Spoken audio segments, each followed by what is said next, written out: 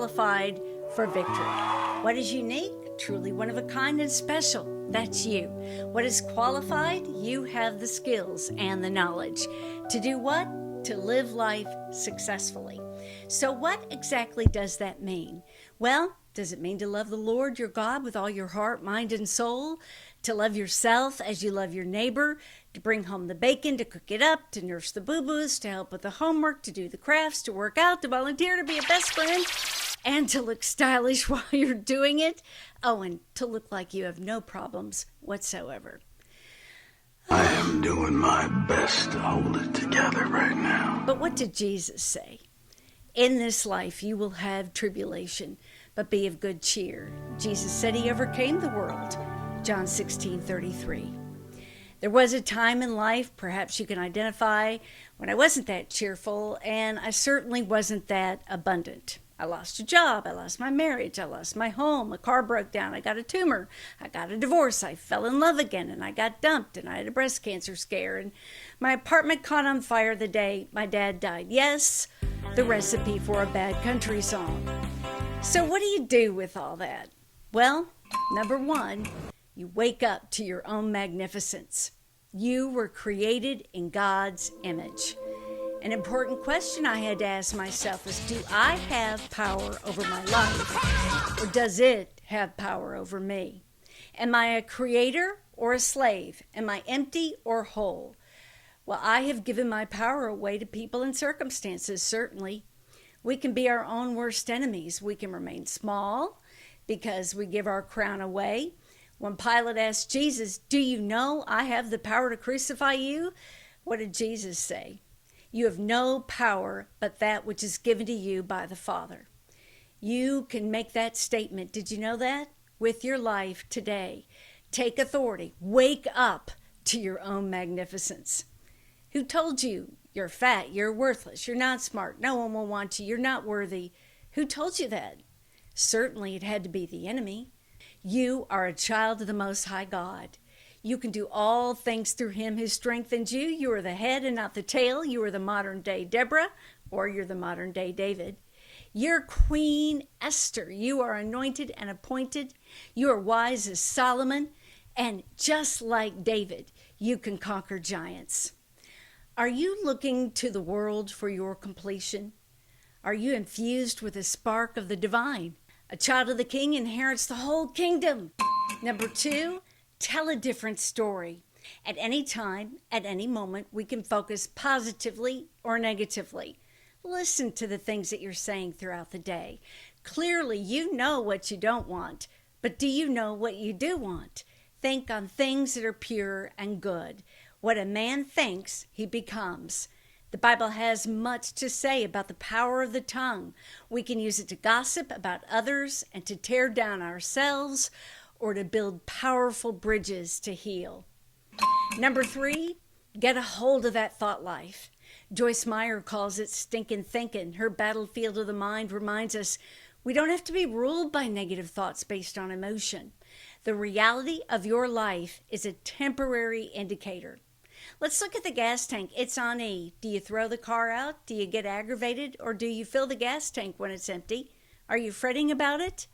Do you look at it in horror? Why did this happen to me? No, you fill it up. It may be empty right now, but empty isn't your forever. Lazarus looked like forever dead, but God wanted to do more than a lesson or even a healing.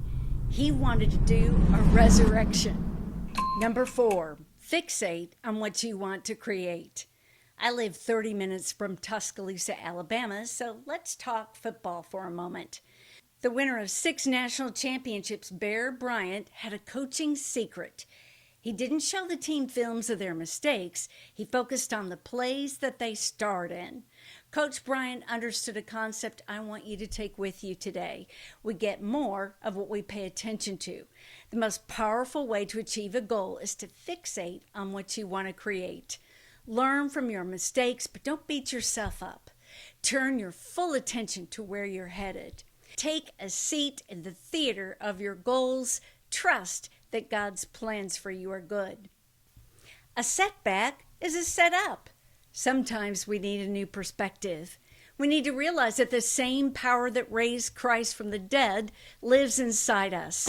When we are facing a big giant challenge, it's often God taking us to the next level of our destiny.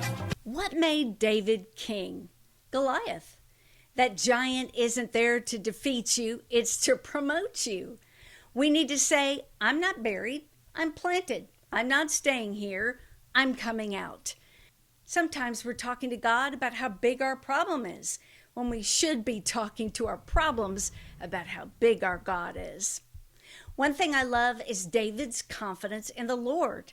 David looked at Goliath and said, I will defeat you and feed your head to the birds of the air. He didn't say, I hope I can do it. I think I can do it. I'm praying about it. We can declare out loud, I'm going to have a blessed year. I'm going to live healthy and strong. I'm getting out of debt. And see how much better you feel. And I bet God feels better too. Don't you know it had to get at least a little tiresome to hear the Israelites complain as they got away from slavery? And they didn't want that special food he was raining down from the sky. They probably wanted something like Taco Bell. What do you think? Number 5. Tread on serpents. Remember, you're not weak. You're not inferior.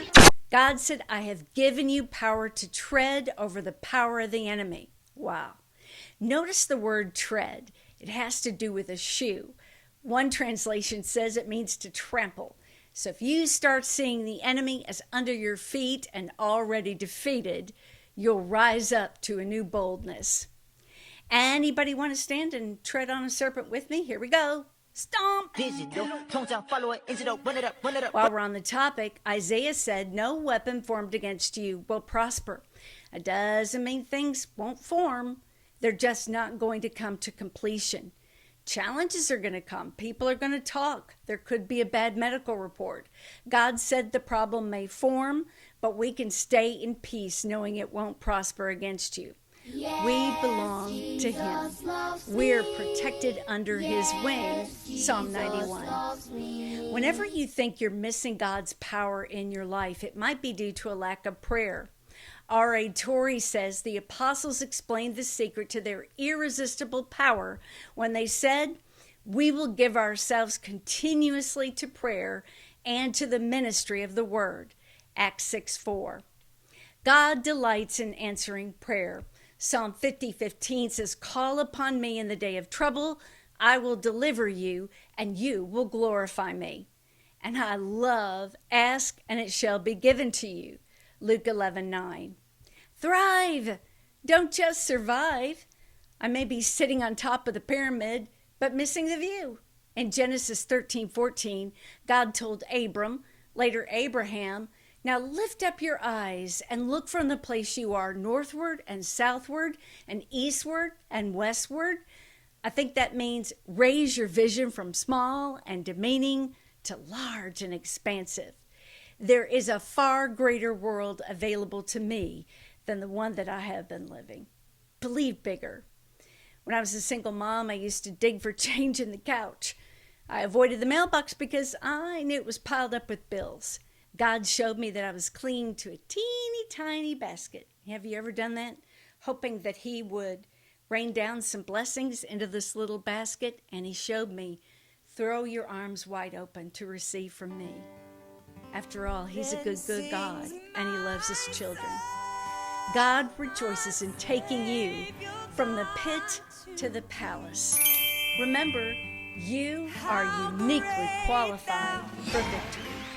God bless you. It would be such a joy if you could spread the word about Evolve with Roxanne. Subscribe here.